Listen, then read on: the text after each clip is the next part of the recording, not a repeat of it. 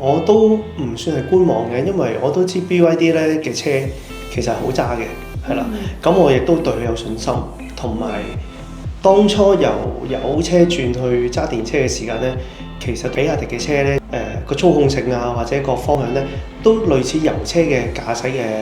方法嘅。咁亦都揸慣咗啦，咁所以咧轉車我都係轉翻BYD 嘅都係。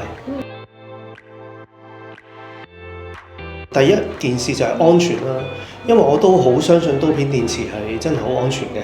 咁第二情意結啦，因為始終都揸咗咁耐，揀其他車咁我不如揸翻一架熟啲嘅車。咁而且 C-Line7咧，我相信大家都知道佢其實一架性價比好高嘅車，所以我都睇過考慮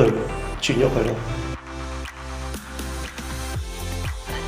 氣氛就真係非常之好啊，因為我見你哋都好多活動搞啦，咁我都幾踴躍去參加嘅，係因為可以接觸多啲呢個品牌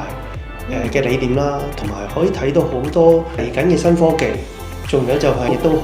聽我哋嘅意見。有陣時我哋作為一個車主，發現一啲需要或者我哋想加入佢嘅功能，都可以有呢個渠道去同廠方反映。我係覺得一間公司同一個車主嘅互動咧，係做得都幾好嘅嘢。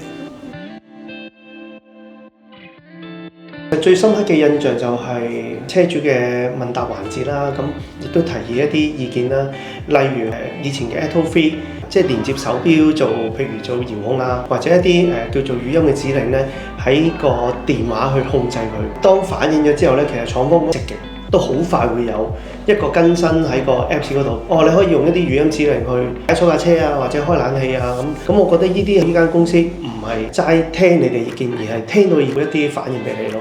咁我相信呢樣嘢 keep 住落去咧，其實對好多車主嚟講都係一件好事嚟嘅。我係一個幾資深喺香港揸比亞迪嘅車主啦，3年都揸咗差唔多7萬公里。咁嚟緊我相信 C-Line7咧一路維持嘅關係咧會再耐啲，因為始終我都會覺得 C-Line7咧係一架比亞迪入邊其中一部最好嘅車嚟嘅。係。